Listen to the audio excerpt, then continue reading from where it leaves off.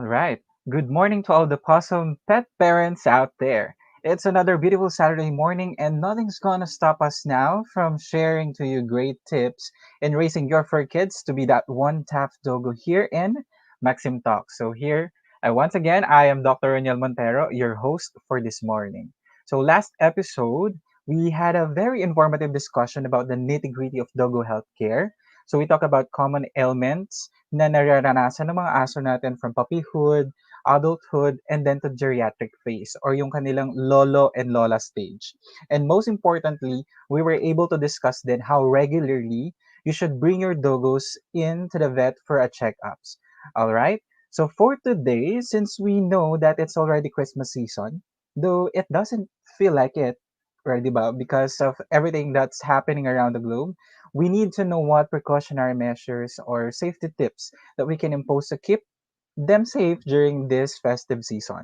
And of course, our today's episode wouldn't be complete without our resident doggo trainer. Let's all welcome back Dog Coach Francis. Hello, Coach. What's up?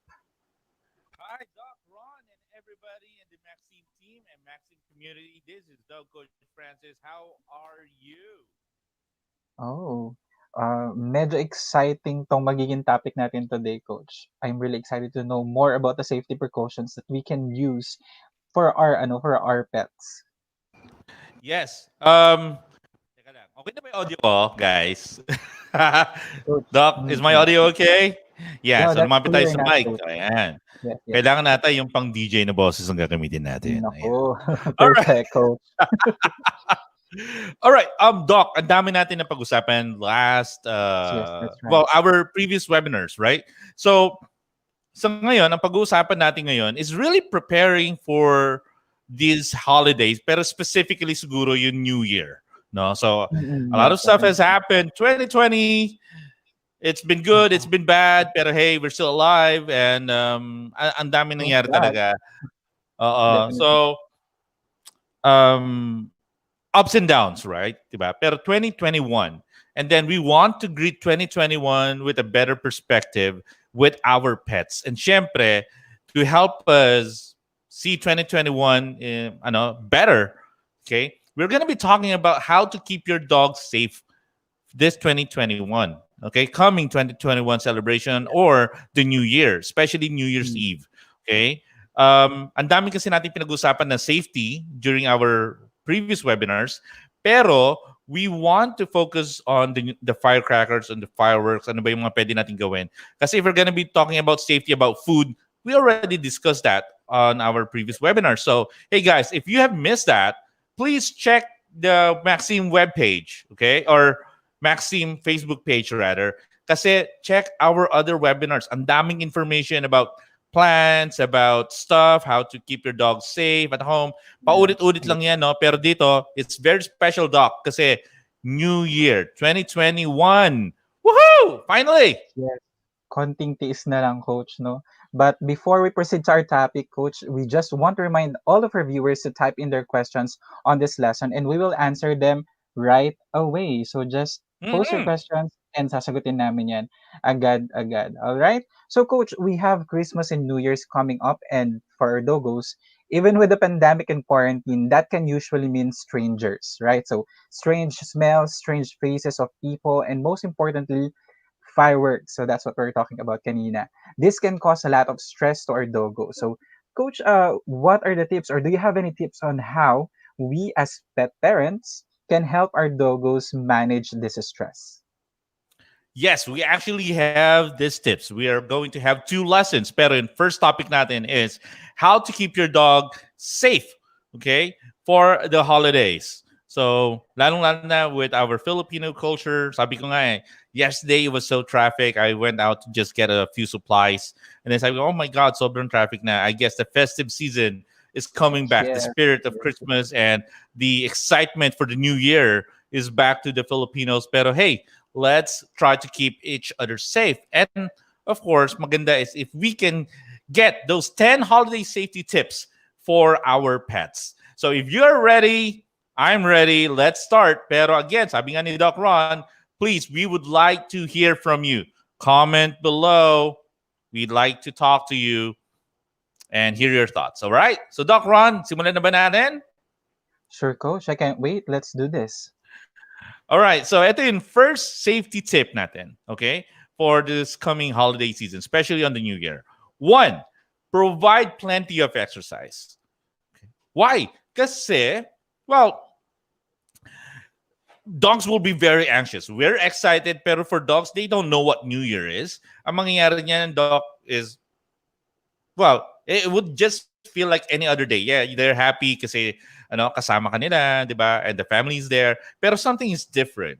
Okay? They can probably hear fireworks from 100 yards away from your home, or even depending on your dog. Okay? Some dogs have a higher hearing than other dogs. Okay? Mga schnauzers, they are very notorious as great listeners. So what we want is to walk your dog to remove excess energy. Time your walk earlier than usual and extend your walk duration. So if you're walking around 30 minutes in a regular day, or baka mas konti pa nga eh, di ba? What we want is to extend that to 1 hour. Okay? And ang tagal ko nang ginagawa nito. And it has been working for us, especially with the dogs staying with us and my personal dogs as well. Doc, do you walk your dogs before New Year? Or at least the Uh, fireworks before they go off? Actually, yes, but not regularly. Nangyayari yan, coach.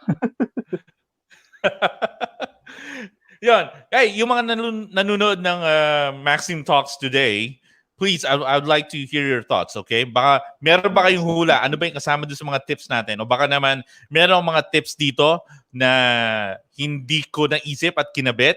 So I would like to hear your thoughts. This is a learning thing for me. Every time I do this webinar, you know what? I learn from the viewers, from the community itself. Hindi ibig sabihin na I'm the expert, I'm the all-knowing mighty one. No, we'd like to hear you. Okay, It's number a two, Doc. two-way, Let's coach. see number two. Huh? All right. Sorry? No, coach. Just proceed. Okay, Go ahead, coach. ayan. Ito maganda talaga pag live, no? Okay, number two. Make sure your pets are wearing well-fitted collars. And I say collars, okay? Hindi yung harness. Though, kung masyadong malit yung aso mo, then wear a harness. Pero I prefer the collar and then make sure it's tight. Okay, make sure it's snug if you need to use that, and then let your dog wear a pet tag. Because you cannot just take any chances. Okay, loud noises, even from starting a car or a falling pan from the kitchen, can easily make a dog run off. Tatakbo to mga to. And I have heard horror stories about a dog running off just because nagulat sila, and you don't know it. Dogs' natural instinct is fight or flight. Okay, Yes. so it's either they will stay or they would run, and a higher chance is dogs will run. And then when dogs run, they're running at around what, 30 kilometers per hour, diba? Yung mga whippets, ganun sila kabilis. Pero for humans, ano ba, maswerte ka nga kung makatakbo ka na ng 11 kilometers per hour. You're like Usain Bolt already, di ba? Pero ako, ano ba, pag nag-treadmill ako, ang bagal na ng takbo, hindi pa kayang dire-diretso, di ba? So, dogs are natural sprinters, and it'll be too late maybe then if you try to run after your dog. And sometimes when they run off, mas lalo sila tumatakbo, mas mabilis. So, di ba? Keep your dogs on a collar. Make sure that it's they're protected. Di ba? Have them on a leash with you if possible. Kasi nga, fireworks, ito yung matinding kalaban ng mga aso. Okay? So, make sure that you let your dog wear a fitted collar. So, sino ba sa mga listeners natin ngayon or sa community natin ang laging merong collar yung mga dogs nila? You know what, Doc? Meron kasi mga ibang pet parents na ayaw nilang kino-collar yung aso. Okay? So, it's a preference. Pero, just for this coming holidays, whether that's this Christmas Eve, kasi meron minsan fireworks na rin, di ba, pag Christmas. So, meron mga iba. Okay? Pero, especially this coming holiday, New Year's Eve at least, okay? Make sure that you let your dog wear a collar. And then marami pa tayong mga tips. Titingnan natin ano ba yung mga susunod. Okay? All right. Sunod is don't take pets to events with fireworks. Though I understand that because of the lockdowns that's going on, I doubt if there will be uh, festivities or meron fireworks dun sa lugar ninyo. Especially, I think, for the past couple of years. It's good for pet parents, I guess. Kasi, ano na, parang we're now shifting to a community firework display.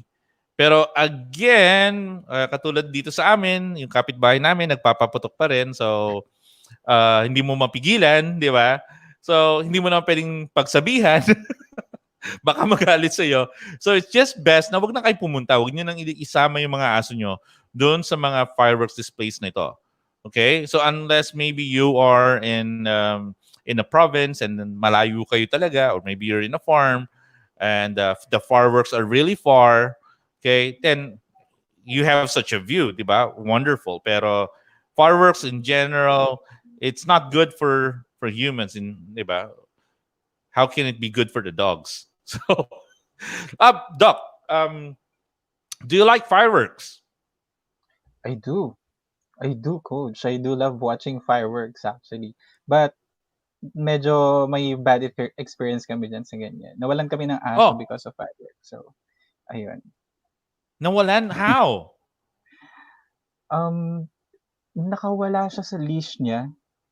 Hmm. Then, yun, like what you said, tatakbo talaga sila. So, after yung tumakbo, hindi na nahabulan. And then, he got lost. So, that was Oh, 10 years ago, actually. But still, wow. still hunting us. Nakakalungkot, no? Oh, sa mga viewers natin ngayon, meron bang mga experience kayo katulad ng shinare ni Doc Ron? Alam nyo, just by doing this Maxime Talks, so, nagiging super close na kami ni Doc Ron kasi ang dami niya mga gagandang kwento na natututo ako. So, sa amin, siguro dahil praning kami. Hindi pa naman kami natakasan ng aso during the fireworks displays. Pero, that's why itong mga sinishare natin, this is really Yes, straight from definitely. our experience. Mm-mm. And so that is number 2, diba? Well-fitted collars. Number 3, number 3 is don't take pets to events Yeah. with fireworks. Let's move on to number 4. Number 4. Okay, ano ba yung number 4? Find a secure place for your pets. Diba?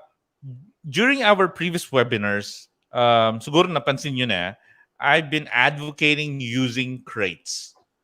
Okay, whether that would be for a cat or for your dog or maybe another pet that you have. It could be a bird even, diba? So make sure that your dogs are in a crate. Pero itong crates na to, meron din tayo sa listahan natin. Hindi lang nyo lang saan-saan ikakabit. Okay? So make sure that they're crated in a secure location inside your home. So again, ayaw ng mga ibang pet parents na kine-crate yung mga aso. Pero I think during the festivities, when you are super busy and then you're with family, or maybe some of you will be with friends, though bawal daw yun yung mga big gathering. I think mga Yes, 10 lang tama. daw. 10 lang Oo. daw po. So, Max na 10 yun. lang daw. Pero kung Oo. 10 sila sa So, family, paano kung 15 sila sa family, coach, no? Paano kaya yun? paano nga yan? Paalisin nyo muna yung 5. Lipat mo na ng 5. bahay. Dito sa amin, hindi tao ang marami. Aso yung marami. Eh, No? sa So amin din. roughly around Kaya okay lang. 20 dogs or more. So, exempted tayo doon. Mas konti yung tao sa Okay. So make sure that we keep our dogs on a crate. Mura lang naman na yung crates ngayon. Dati ang mahal ng crates eh. Diba? Yeah. So you have to spend so much money. Ngayon, mura na lang yung crate. Or maybe you don't have time to buy a crate. Keep them in a room Definitely. na That's what I depende want na to rin. do.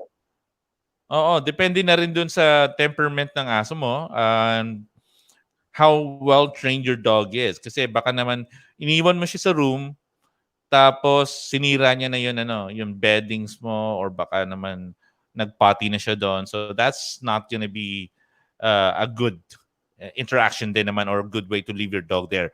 Baka naman nagpapanik sila doon. Okay? So, yan yung tip natin for tip number 3. 4, I mean, sorry. Ano ba yan? Okay. Excited ako. Masyadong mataas ang energy ni Coach Francis. Oo. Sige, let's go on with number 4. Find a secure place for your pets. Oh, sorry. Nasaan ba tayo? Number 5 pala? Number 5 Yes, na ba coach. And tayo? let's proceed to number 5, actually. Ayan. Number 5. Okay. Do not leave your dog outside, even in a fenced yard. Okay? Now, the thing is, maraming mga dogs natin. I mean, you can just walk in your barangay or in your village and you will see dogs that stays in the yard. Nasa labas. They're outside dogs. Maybe because it's a guard dog. Maybe like it's a Belgian Malinois. Or maybe you have a bunch of Aspens. Usually sila yung mga guard dogs, diba? Yung mga bantay. So, Yeah.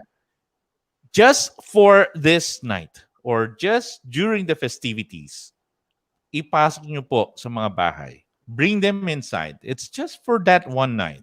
Or if you if you hear fireworks even on Christmas Eve, which some still do, gugulat nga ako ba, New Year na pala, no? Pero again, that's this Christmas spirit that everybody longs for.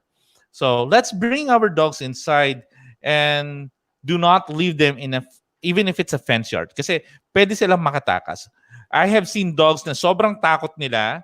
And there was this one time years ago, we have a Jack Russell Aspen cross na nagstay sa amin dun sa bahay namin.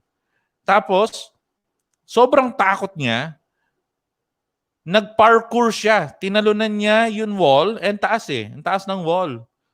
Nag-parkour siya. The dog just did a Spider-Man trick and then climbed through the wall and then over the fence. So good thing one of my assistants was quick enough to think na parang, okay, pumunta siya doon. I think the dog's name was Julie. Okay? So, pumunta siya dun sa kapitbahay, meron po kaming dog na nasa inyo. So, kinuha niya kaagad. No? So, just because na sobrang natatakot sila, and that wasn't even New Year's Eve. So, can you just imagine New Year's Eve? Tapos, ganun, magpapanik sila. Actually, Right? that's adrenaline, coach, no? Adrenaline rush na nila yun. Correct. Yung adrenaline rush nila is what is causing that, parang super dog super dog energy na bigla lumalabas Or sa high kanila. energy. Oo, oo. Meron ka ba mga ganun dog na na I think aso? ganun yung nangyari, coach, nung dun sa aso namin na nawala. Actually, fence lang kasi nakawala lang sila sa compound. And then, ayun, actually wala pa yung wala pang New Year nun eh. 'Di ba days before New Year marami na talagang fireworks niyan. So dun pa Mm. lang yun nangyari. And then he jumped then sa fence namin. And then nakita na namin siya malayo na ang bilis tumakbo, hindi na namin nahanap. That's sad. Oh. Sana meron ng mga pet trackers yung mga collars na binebenta sa market, no? Oo nga. Pero I think Wala pa meron din eh. naman. Pero baka ngat-ngatin eh. Pero if that happened 10 years ago, wala pa Yeah. nung ganong klaseng technology, no? Wala pa, No? coach. Tanong-tanong lang nun ang nagawa. Scary. Yeah. Ah, Sige, tingnan natin yung susunod natin na safety tip this coming holiday. alright. So, pag nagkakasayahan tayo, wag natin kakalimutan to make our dog or make your dog comfortable. How comfortable? Kasi minsan mayroong mga natatakot na aso. Then you can probably try to make them comfortable, putting a blanket on them. Meron yung mga tinatawag sa market na mga thunder shirt. Ito yung mga nirarap sa katawan ng aso. It's very effective. Meron din yung mga, pwede nyo i-search yung half wrap. Meron akong mga YouTube videos yan. Check nyo. Half wrap wherein you're going to try to wrap the dog's body and then parang niyayakap sila. Now, pwede nyo bang yakapin yung aso nyo? Pwede. Okay? Pero, merong mas magandang paraan. Kasi parang kinakadal mo lang yan eh. Natatakot sila, kinakadal mo lang. So, minsan baka maisip nila, natatakot na nga ako. O, sige, well, ganito na lang gagawin ko palagi. Mas maganda if you can actually distract your dog. Try to play a game with them. Yung mga ginagawa ko minsan with some of the hyper dogs here, instead na kakainin nila yung food nila from the food bowl, I will spread it in the room. Hayaan ko silang hanapin nila yon. Or maybe I can play cups. Yung mga 3 cups, lalagay ko yung food doon, hanapin mo kung nasaan. So, para din kayo naglalaro doon sa mga carnival games, no? Yung mga shell games. So maganda 'yon because you will be encouraging them to use their nose, and that would tire them even further aside from the walk na sinabi natin dun sa tip natin. Okay? So make sure that you make your dog comfortable any way that you can. Okay? Meron mga time na you would want them to probably dun sa uh, mga quiet room nyo dun sa bahay. Maybe that would be a good way to keep your dog comfortable. So you know your dog better than I would. So please, okay, make your dog comfortable. Huwag nyo silang sisigawan. Okay? All right. So, nga pala, meron pa yung mga Kong, di ba? Doc, we already discussed Kong before. Okay, Kong is this red beehive-shaped toy that you Yeah. can get in the market. It's a little bit pricey, but I think this is a well worth investment, and that will keep your dog busy. So you need to make those investments. And alam mo magandang investment, Doc? What's it, Coach? Magandang klase ng dog food like Maxime. Di ba? So, Definitely, definitely, definitely. Definitely, Coach. so yan. At magandang investment nito. Just by watching our webinar and Maxime Talks, hey, by 2021, maraming pa tayong pag-uusapan doon. Pero magandang investment dito so you can gain knowledge. Alright, sige, tuloy natin. Tuloy Alright, natin yung Coach. kwentuhan natin. Okay. Doc, baka pwede mong pakibasa sa akin to. Alright, Coach. We are now at number 7, no? Number 7 is? Alright. So number Ano sabi? 7, remember not to shout or scold with the scared dog. This is definitely true. Oo. Definitely. Yes. Do not. Why? Why? Okay, well, shouting at your dogs when they are already scared is of no use. This will Yeah. only confuse your dog. And, well, a confused dog makes them even scared, even more Yeah. frightened.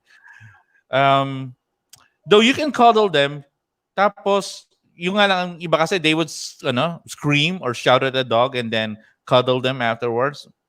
Wag naman ganun, di ba? Parang nagiging, tayo, double-edged sword na nakakatakot, 'di ba? Parang sabihin bipolar ba tong si boss o tong mami ko parang bipolar. Kanina na palang sumisigaw tapos ngayon pinepet na ako. So oy, joke lang 'yun ha, mami, meron ma-offend.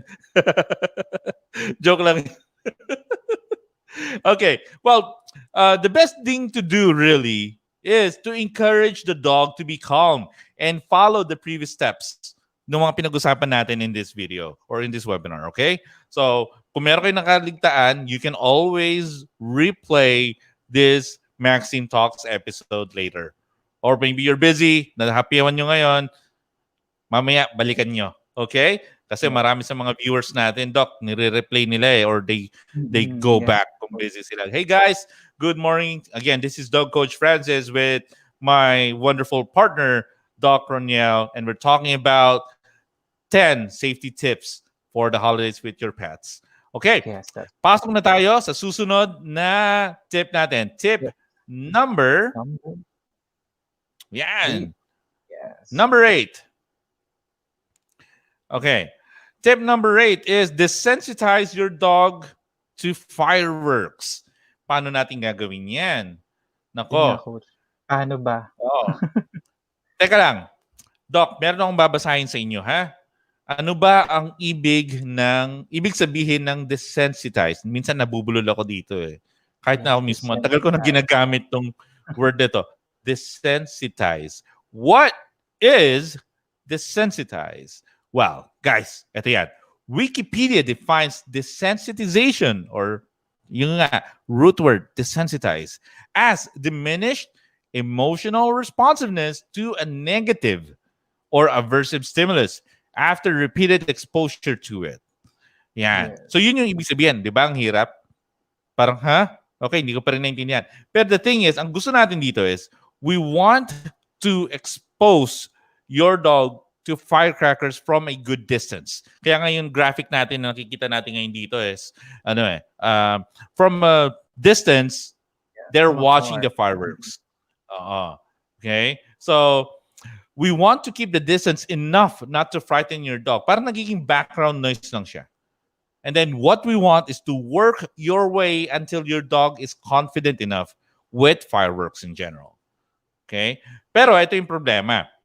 We want to avoid exposure to fireworks or firecrackers and other loud sounds as much as possible. If you can, please avoid. Kasi some dogs would probably have trauma. So please, save your dog from possible trauma. Minsan kasi meron mga ibang dog training techniques na parang, sige, lapit natin. Dapat masanay ka. Okay? Instead of teaching a dog, anong nangyayari? Nagkakaroon sila ng trauma. Yes. Alright? Okay. Tingnan natin yung susunod. All right. Okay. Sunod is, okay. Entrust your dog to an adult na marunong sa aso or a friend, di ba? Or you can bring them to a boarding kennel. Okay? Yes. Professional Mhm. boarding kennels would know how to keep your dog safe. Okay? Katulad namin dito. Okay? Meron mga ibang dogs na nag-stay sa amin when their family is away. Kunwari, especially the previous years, lumilipad sila, katulad mo, Doc. Sabi mo, meron ka Yeah. pang flight. Definitely pag Christmas season, 'di ba, coach? Yung mga pet parents usually yan nagki-Christmas vacation. So minsan hindi pwedeng isama yung mga pets. So this is very akma talaga to bring them in to a border kennel or border clinic Mhm. or sa inyo, coach, mga ganyang facilities. So lalong-lalo dun sa mga pet parents natin na uuwi ng probinsya, okay, Tama. because of the holiday season, and it's gonna be crazy. It's gonna be crazy, pero I think it's gonna be worth it. And if you're worried about your dog maiiwan sa bahay, please never, if not, don't do that. Okay? What we want is actually iwan natin sila sa kaibigan na marunong, ha? Yung marunong, kasi meron mga iba, ang nangyayari is papaalaga and then pagbalik nila may sakit na yung aso. Kaya naman meron nang nangyari because hindi marunong yung nag-alaga ng aso. Okay? So guys, please follow this advice and your dog would be generally safe. Kung meron ba ako nakalimutan dito sa lesson 1, let us know in the comment section. We will review everything and get back to you. If you're watching now and you have a question to ask Doc Ron or Dog Coach Francis, hey, that's me. Please, comment lang, ha? I want to see those comments. Yes, that's right. Just comment your questions and babasahin namin agad yan and we will try to answer it with all of our knowledges, okay? We want to share with you. All right, Coach, with this is tips, Maxim stays true to its mission to help dog owners provide the best care to their beloved doggo. So another way for us to care for our dogs is to ensure that they have the best nutrition. Yun ang yung sinasabi natin kanina, Coach, right? That's Mm-hmm. why Maxime Elite Prime Dog Diet is carefully formulated with all the vitamins and nutrients that dogs need to be happy, active, tough, and smart, especially on these days na na-stress sila. The very first thing that we need to provide them to supplement them is vitamins and nutrients that they can get with Maxime Elite. That's right, Coach? Yes. Guys, meron kayo nakikita na ticker dun sa baba? Kasi minsan tinatanong ako, Doc, saan ba ako makakabili ng ng Maxime or parang ako mismo, Coach, nakikita ko yung mga webinars mo, nakikita ko yung mga Maxime Talks. Mhm. Pero naghahanap ako ng Maxime. Saan ba nila mahahanap yung Maxime, Doc? Yeah, Maxime Elite and Maxime Standard is now available on selected clinics in the Metro Manila and all over the Philippines. But you can actually get it over Shopee and Lazada rin for your orders. Ayan, Maxime Yeah. and Maxime Elite is available in Lazada and Shopee. Yan. And then you Yeah. can also visit Pilmico's official online stores. Yan. So, tignan nyo dun sa ticker natin sa baba. Yes. Binabasa ko lang yun. Okay. So, yan. Pero pinaka-convenient para sa akin, meron pang guarantee na hindi kayo nai-scam. Go use Lazada and Shopee. Di ba? Ayun. So make sure. Pero again, it's gonna be much more convenient for everybody. So please try it. Okay, Doc, meron pa tayong susunod na topic. Diba? Ang Yes. bilis ng Yes, usapan coach. natin, no? Ang ganda ng Mm. flow eh. Pero Ano ba yung sunod na topic natin? Doc, um, every year ginagawa natin to. Okay? Every year Yes, ginagawa natin to. ginagawa Meron natin mga pero hindi natutupad. natin sure. Hindi natin sure if nasusunod, right, coach? Mhm. Pero ito, napaka-simple. Yung mga tips na ibibigay natin, these are the top 10 New Year's resolution for dog owners. Ayan. Okay? So, napaka-simple lang ng mga tips na ibibigay natin. It's a New Year's resolution that will keep your relationship with your dog in tip-top shape. Kasi minsan nagtatampo rin yung mga yan.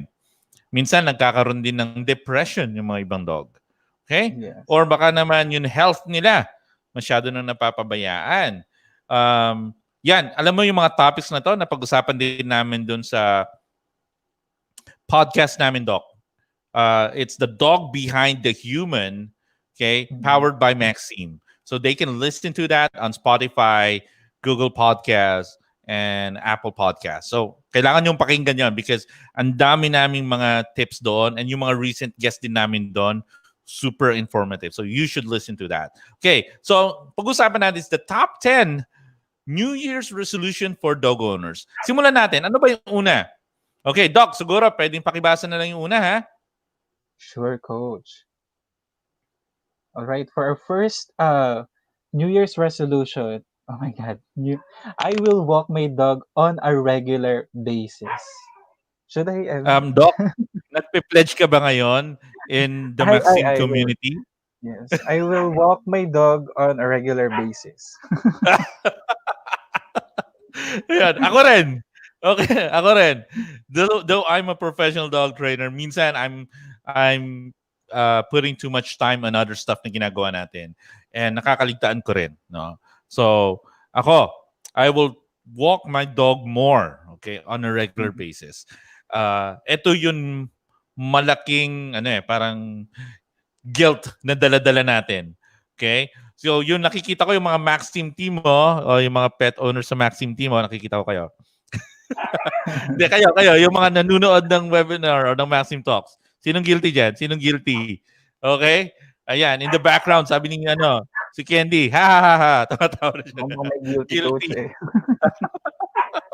So, hindi lang naman tayo. Pero I'm talking about in general kasi.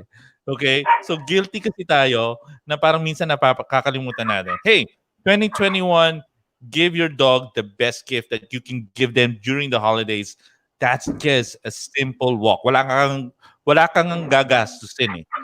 Okay? Maybe ang gagastusin mo lang is yung mga poop bags at saka yung shoe mo na na gagamitin or chinelas mo na mapupudpod because your dog would really want to be walking.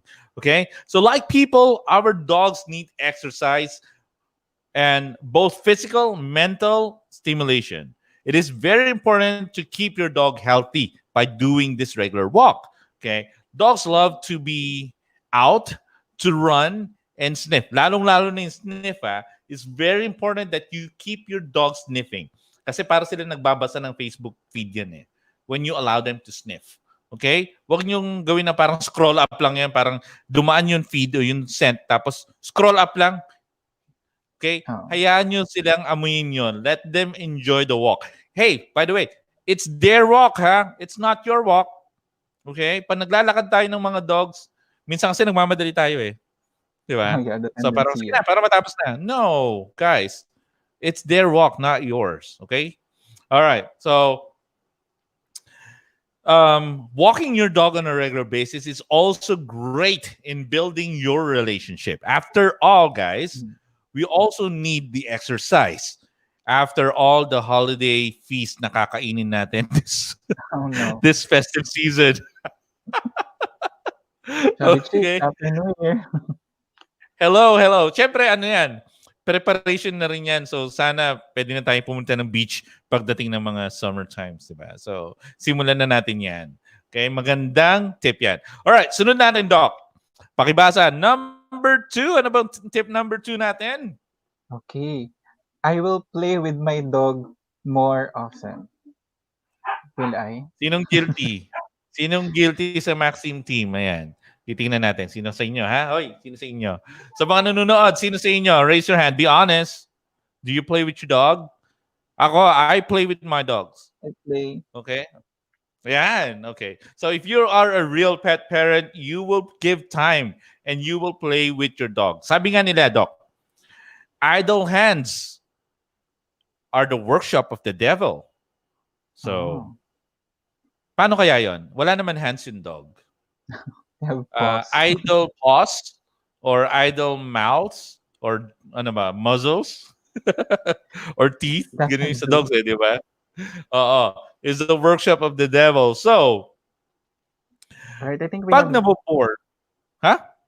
we have a Ayan. question, Yan. coach, from Miss Candy Thing. Okay, is it okay to walk dogs with arthritis? Uh, Doc, ikaw muna. well, Sabi ni for Nice me, Salvador Fausto, same question po. she has the same question. Actually, it's not okay because you're making your dog feel pain for walking because he has the arthritis. What you can do first is to treat the arthritis and then you can walk them. All right? So, i-manage mo, i-address muna natin yung health condition before natin sila ilabas for a walk. And another thing, if meron silang ailment, their immune system is down. So the tendency is if ilabas natin sila, they could get more diseases. So what we can suggest is to address first their health condition and then we can do the exercise later on. All right? Yes. So yan, gusto ko yung sinabi ni Doc, no? I would agree there. Kung meron nararamdaman, depende siguro, Doc, no, doon sa condition. Tama, Doc? Depende doon sa condition kung Yes, coach. gaano kalala yun arthritis. Kasi Doc, di ba, ang nangyayari, kung masakit yung paa o yung hips niya, meron siyang hip dysplasia, ang mangyayari niyan is mahihirapan talaga siya na maglakad. Di ba? Yes. Pero Actually, kung talaga meron siya siyang makakapagla. arthritis, Mm-mm. pero meron siyang arthritis tapos gusto niya naman naglalakad talaga, rather than going on long walks, shorter Mm-mm. lang and then follow my advice. Ano yun? Let your dog sniff instead. Para hindi siya talagang takbo. It's really just slow walk, tapos amoy, walk.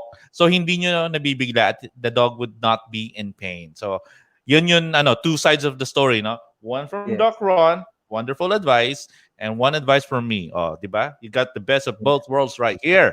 And that's only definitely. here in Maxime Talks. Meron pa ba tayong comments? Come on, let's read out the comments. Oh, here, coach. I think it's for you. Yeah, sabi niya, "Hi, dog coach. Can you greet my baby Kirei po? It's her 13th birthday tomorrow. Thanks so much." Hey, happy birthday, Kirei. Thank you so much for joining us in Maxime Talks, and I really appreciate the shout out. So shout out to you too. Happy birthday. Happy birthday. Yeah. Yeah, so This is so hey fun. guys, if you're enjoying and watching the show, please join us in the conversation. You got two of the best in the industry right now. So, sabi ni Kaden, thanks also to Coach Francis noted post advice. Basta kayo. Basta manood lang kayo palagi ng Maxime Talks. Yes. All right. Sige. Sige. Teka, saan na ba tayo? Ano bang tayo? I think Sunod we're tayo. Sunod. on number 3, coach. Okay, number 3, Doc. Pakibasa na lang. Tulungan Oh, mo ako. yes. I will help animal welfare groups. I'm helping animal welfare groups. Oh, di ba? Galing-galing talaga. Idol ko talaga tong tong si Doc Roniel eh. Ayan. So, I will help animal welfare groups. Hundreds and thousands of dogs in Yes, sobrang dami. shelters die each They need year. our help. Oo. Kaya nga tong si Maxine, 'di ba, meron din tayong project siguro no that we can also extend the help powered by Maxime. Yeah, with Dog Coach Francis and the dog behind the human. So there are a lot of things kasi that you can help. You can donate, you can volunteer, alam mo 'yon, ikaw yung magpupulot ng pupu ng aso, maglilinis dun sa kennel, 'di ba? Or you can just foster or you can even adopt. Oh, You can, speaking of yeah. adopt, Doc, um, marami kasi, minsan, nakakatanggap ako ng comment, sana mayroon Aspin. Yung mga nagko-comment na gano'n sa akin na Ayan, si Coach Francis, puro my breed, puro mga imported. Walang Aspin. Tignan nyo po yung timeline ko. Meron po kaming Aspin dyan. Nirescue po namin siya from the Philippine Animal Rescue Team. Finoster namin siya eventually. Inadopt na din. Okay? Ito yung advocacy ko. Okay? Adopt at least one. Anybody who's watching this Maxime Talks episode now, if you have Aspen, at least one, you're good. Okay? If you have all purebreds, please adopt at least one. Ano ba naman yung isang aso lang? Whether that's a small Aspen or bigger Aspen. Okay? Go ahead and adopt at least one from a shelter. Kasi imagine if all pet parents, kahit na sabihin mo, oh, I like beagles kasi, I like St. Bernards, or I like yung mga purebred na to. Hey, I have nothing against you. As long as you get it from a good breeder, fine. Pero, just rescue at least one sa isang shelter. I guess that's not asking too much. Okay? I'm not saying that you rescue the whole caboodle. Okay? Ang gusto natin is to adopt at least one para at least that's just one life out of a shelter. Diba? Imagine that. Kasi adopt, don't shop. Hindi naman namin kayo mapipigilan eh. Diba? Eh kung yun ang gusto nyo eh. Diba? Pero hey guys, if you can adopt at least one dog from a shelter, that is one life worth saving. Diba? Definitely. Tapos, pakainin nyo ng Maxime Elite para maging healthy like the rest of the dogs. Okay? Definitely. So I guess this Ayan. time po, parang we need to thank din all the people who are involved in helping the animal welfare groups in the entire Philippines. Sobrang kudos to you guys. All right. Continue doing Mahirap that. yun, Dok, ha? Oo, Yes. mahirap yun, ha? Ako, pati yung pumunta kami dun sa Taal, nakita ko yung hirap. Pero marami din tumulong, no? Yung Taal explosion, yung mga nakita natin ng mga volunteers sa Marikina and other areas na nasalanta. Yes, definitely. And it's great na nagkakaroon na ng Awareness. usapan na, yes, ng awareness that we do not leave our pets behind. That's behind. Yan. Definitely. Nako. May halong pangungonsensya si Coach at saka si Doc Roniel kasi magti-2021 na. So, teka, bago tayo mag-iyakan dito, this should be a fun episode. Tuloy natin. Sunod. Okay. So number 4, I will keep my dog's vaccination up to date. You guys Nako, will Doc. have to do this. Lagi natin pinag-uusapan yan dito. Ayan. Sige. Doc, papiyaw lang. Bakit ulit natin kailangan bigyan ng vaccination yung mga dogs natin? Yes, we have to give them vaccination. This is a prevention, di ba? Parati natin sinasabi na prevention is always better than cure. And may dinagdag kami dyan ni Doc Jomer Castro eh. Prevention is always cheaper than medication. All right? Agree. Definitely. Agree. So we should always vaccinate our dogs. All right? Perspective lang, no, Doc? Magkano ang isang typical vaccination ng isang puppy? Depending dun sa weight. I'm just gonna throw a number here. Mga sabihin mo ng 300 to 350 pesos. Yes, diba? on average. Pero kung mako-confine yung dog, confinement pa lang, sabihin mo ng mga 1,000, 1,500 at the minimum. Yes, at the minimum because it's intensive care unit na yun eh. So, more than that. Oo, di ba? Alam na alam ni Doc yan. And then, my goodness, spending so much money. And sa palagay nyo ba, gusto ng mga vet na meron nako-confine na aso? Di ba? Hindi naman yan. Tama ba, Doc? Ayaw nyo may nako-confine na aso, di ba? Kasi pag may nangyari dun sa aso at namatay yung aso, di ba ang sakit din dun para sa mga vet? Tama ba ako, Doc? Of course, Coach. As in, parang, lalo na pag may namamatay na aso. We don't want to do that. Kaya nga, before pa tayo mantong sa ganun, we always advise them to complete the vaccination because that will actually, not 100% immunity, pero it will actually help you on preventing them na magkasakit because mahirap sa kalooban na merong pasyente na hindi nakaka-survive. Kala nyo kayo lang nasasaktan, but of course kami din. Natatawa ako sa sarili ko, Doc, kasi tumitingin ako dito sa side ko. Akala ko nandito pa rin yung screen mo. Nandito ka pala. Yes, coach. That's what that's Kaya what ipo-poke nga dapat kita, coach, eh. oh, ang hirap na. Pero kailangan nating mag-adjust. Kaya nga yung pinag-usapan natin ngayon dito is mga resolutions. Okay? Alright. Definitely. Sige, vaccinations up to date. Tingnan natin. Ano ba yung susunod? Nako, Doc, Okay, naku, pasok na number pasok din to 5. para sa'yo. Hmm. Yes, that's right. I will spay and neuter my pet. Pero of course, depende to, coach, sa ano 'no, sa purpose Mm-mm. mo nung for your pet, of course. Mm-mm. Mm-mm. So, this might not be applicable for everybody, pero ako, I'm a advocate of spaying and neutering pets.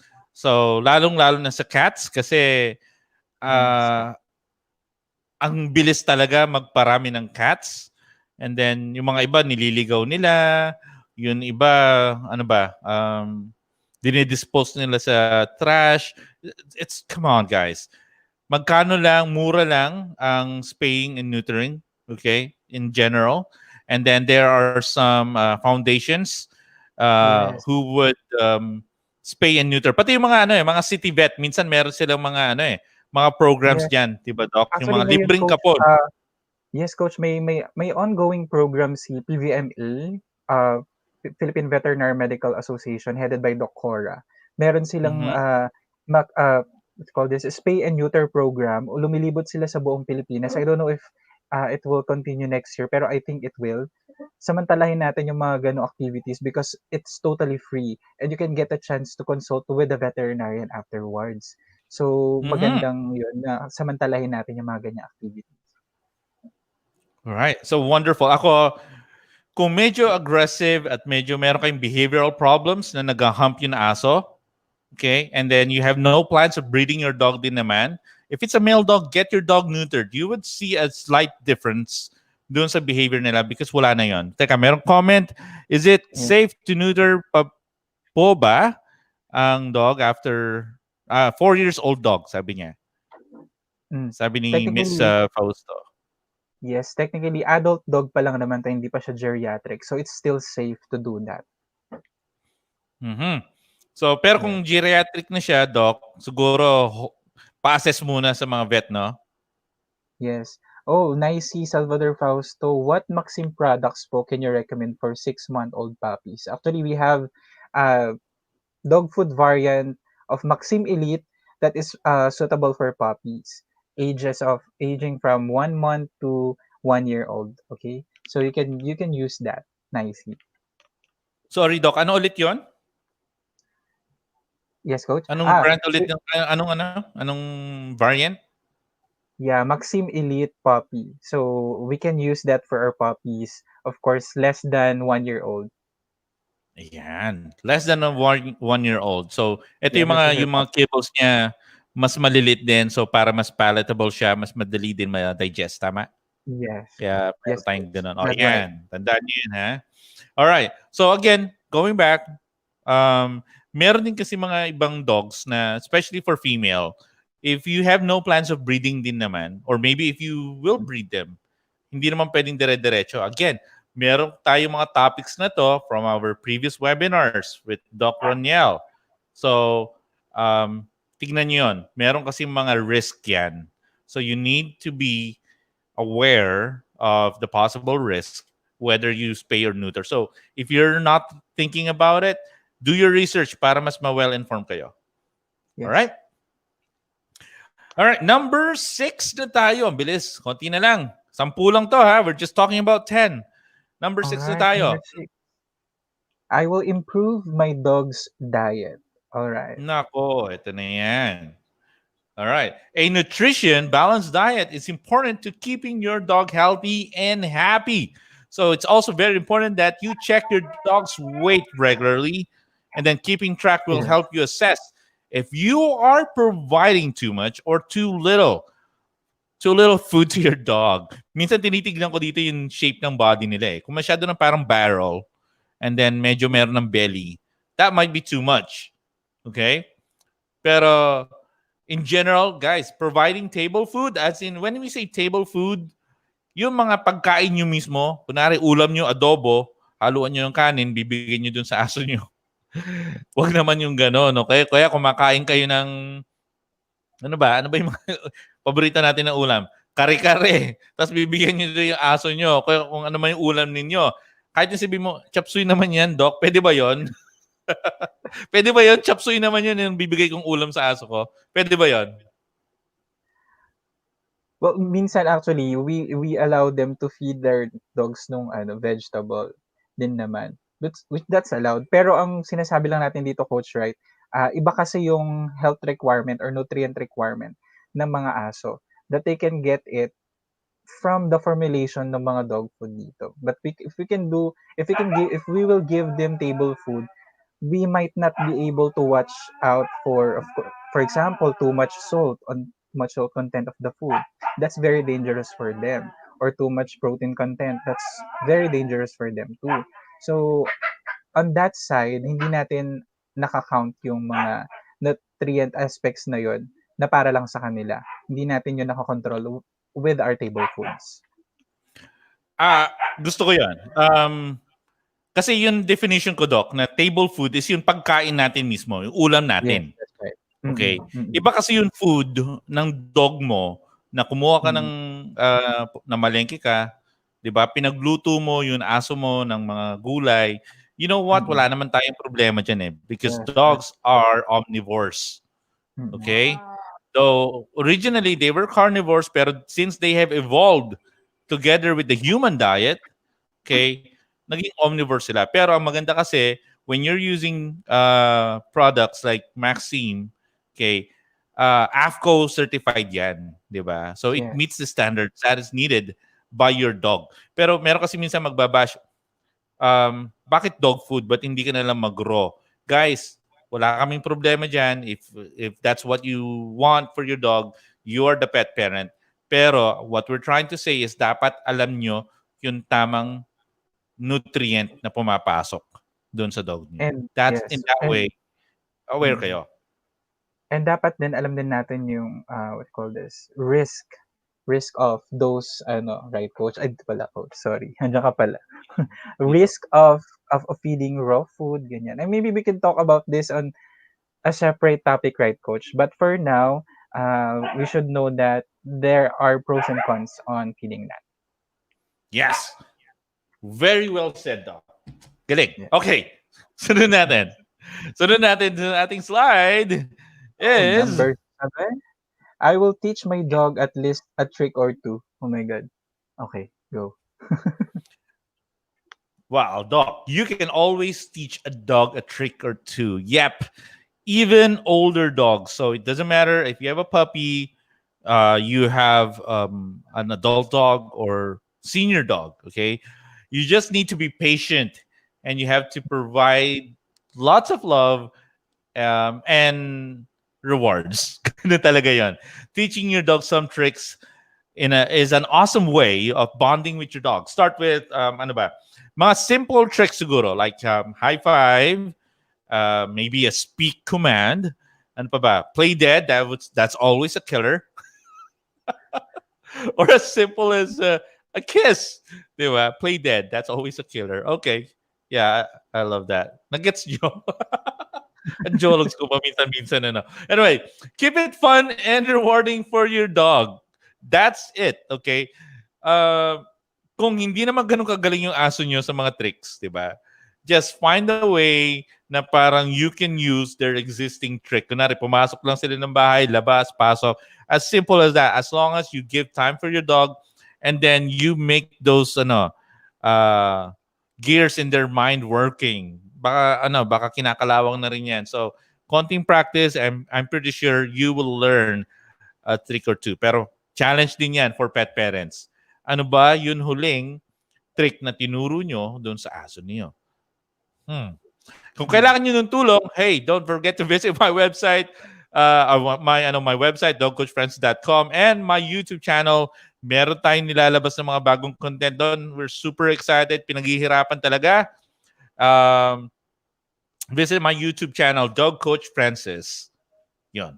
Plug lang. Ang dami kong plug ngayon sa episode na to. No? Okay. Sunod na tayo. Sunod is number 9. All right. Number 8. Number 8. Number 9, yeah. Ano ba? Sorry. Number eight, coach. That's right, number eight. So I will put an end to my dog's behavior problems. Okay. Hmm. Behavior problems. Nangangagat ba yung aso niyo? Matatakutin ba yung aso niyo? Ano pa ba yung mga tinatalunan ba kayo ng aso niyo pagka uwi niyo? What are those stuff? What are those stuff that your dog is doing that you do not like? Maybe for 2021, you can allot time. You can probably consult with Doc Ron. Nasa taas na. With Doc Ron, okay? If sa palagay nyo, mayroong behavior problems sa aso nyo. And that's what I want, Doc, no? I always want na parang you make sure that the dog is healthy. Baka naman mayroong behavior problems, sinisisi nyo yung aso, pero meron palang nararamdaman. So, Yes. May make sure that underlying your health dog is concern. healthy. Mm-hmm. Yeah, and of course, meron mga gagawin sila Doc Roniel na mga mga blood chem works and mga x-rays Yes, and the coach. whole 9 yards when it comes to taking care of a dog. Tama, Doc? Yes, that's right. That's right, coach. Okay. Tapos, then that's the time that you come to your professional dog trainer. Hindi ko naman sinasabing pumunta kayo sa akin, di ba? Pero sinasabi ko is, piliin nyo kung kanino kayo magtatanong. Huwag kayong magtanong again sa Facebook. Okay? Do a critical thinking. Is the style of this professional dog trainer what I want for my dog? And then, is this the right techniques to use for my dog? Okay? So, that's a challenge for everybody. Ito, maganda dito kasi kaya mayaman ka o mahirap ka, this is my challenge to you. If your dog has a behavioral problem, do something about it. Your dogs would love you even more if you teach them the right behaviors. And then the community, you are also protecting the community. Lalong-lalo na kung nangangagat yung aso nyo. Okay, that's the best way that you can show compassion then, is to try to help your dog get over the anxiety, fear, or aggression that they have. Don't forget, dogs have feelings too. Okay? Yeah, right. Sunod natin. Nako, Doc, dalawa na lang. Dalawa na lang. And we're gonna see Right. everybody on 2021. Number 9. Ako na mabasa. I will train my dog using force-free training. What is force-free training? Ito ha, sasabihin ko sa inyo. Mahaba-haba.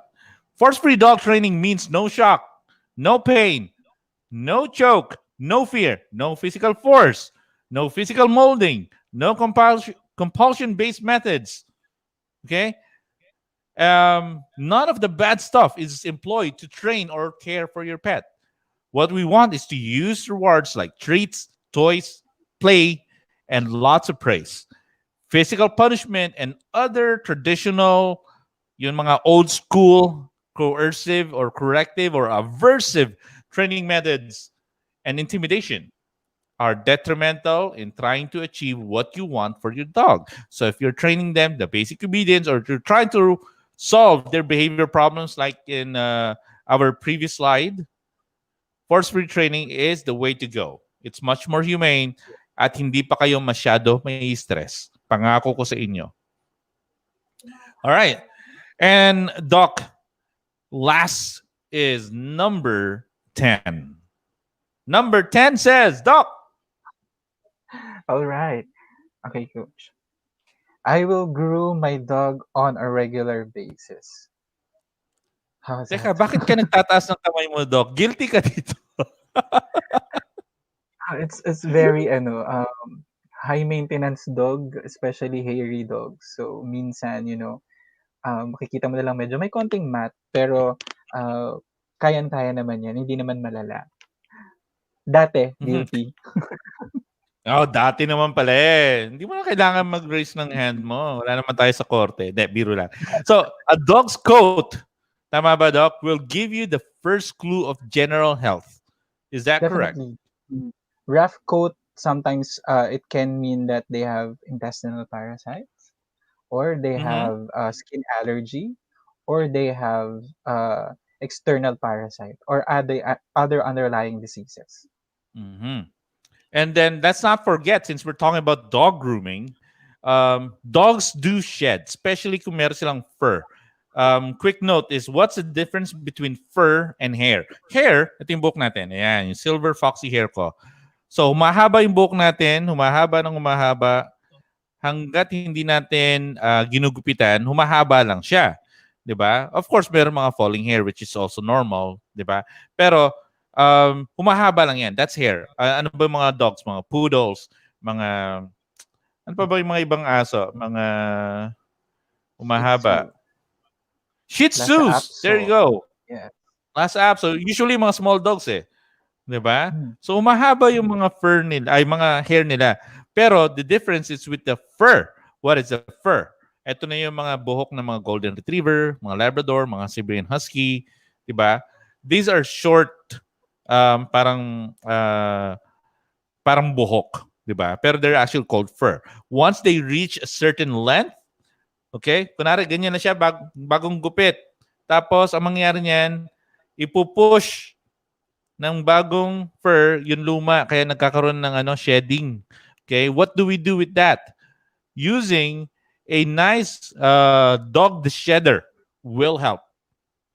And then let's not forget, brushing their teeth is also part of the grooming process. Use dog-friendly toothpaste in keeping your dog's teeth healthy. In grooming, guys, okay, in grooming, it's also important to make sure that it is safe for you and your dog. Ayan. All right. So, those are the top 10 New Year's resolution for dog owners. Sana. Doc, ano yung paborito mo dito sa listahan natin? The first one, I guess, I will exercise. I will walk my dog regularly because I want to bond with them. Eh. Ayan. Siguro ako, gusto ko rin yun, no? Yung walk my dog regularly kasi nga medyo busy tayo. So, medyo nakakalimutan natin. Pero kung tutusin, ang dami nating pwedeng gawin for 2021. And we are just all hope. We're just hoping for the best for everybody, not just for the pets, but for with the humans too. Global pandemic is just bad. There's no other way to put it. Um, Yes. the last pandemic na alam ko with my own knowledge is yun the Spanish flu, 'di ba? Na matagal na nangyari. And now we have COVID-19. No one wants this. Uh, ayaw natin. And hopefully we get 2021 a chance, 'di ba? At bumawi tayo. Let's move forward just like what our dogs will do. Sabi ni Michelle Guerrero, thank you for today's session. Doc and Coach, happy holidays from our babies, Snoopy and Frankie. Thank you so Oh, much, Michelle. thank you guys. Happy holidays to you Happy too, holidays. and Happy New Year. Okay. All I right. guess that's it for me, Doc. Yeah, that's right, Coach. Well, before we close this, we just want to invite our dearest shopaholic pet parents out there because you can get a chance to have your pet's wishes granted this Christmas, right? So how? You just have to log into your Shopee and Lazada account and get a chance to have a 30% discount. Imagine 30% discount on all Maxime and Maxime bring goodness to your dog's palate. All right. So, Coach, I guess that's it for today. And thank Nagpalit you, tayo. dear. Oh, medyo, ano na. So, ayun, thank you, dearest pet parents, for being with us again. So, we really do hope you were able to catch good learnings from today's lessons. Syempre, all of this were made possible by the guidance and insights from our resident dog coach, Coach Francis. So, Coach, any parting greetings to our avid viewers out there? Yes, meron tayong mga special episodes from our podcast, The Dog Behind the Human. Hanapin niyo yan on Spotify. And napakaganda yung mga latest episodes natin diyan. Again, it's powered by Maxime. So we are available on Spotify, Apple Podcasts, and your favorite streaming platform for podcasts. So this has been Dog Coach Francis. Guys, it's been a year. It's one hell of a ride for 2020, 2021. I hope to see everybody happy and then more hope and then health for your dogs. So, hey guys, this has been Dog Coach Francis. See you next year. Merry Christmas and Happy New Year. Keep healthy, keep safe, and don't forget to pet your dog. All right. Thank you so much, Coach. And once again, thank you for tuning in for today's episode. So, since this is our last episode before we take a break for the holiday season, we wanted to take this time to wish all of your families happy holidays. On behalf of the Maxim team, may your holidays be filled with love and cheer, and the new year be filled with hopeful beginnings. And of course, with happy barks and wagging tails from our loving doggos. All right, this has been your host, Dr. Reniel Montero, reminding all pet parents out there to always do good for your doggos. Happy holidays!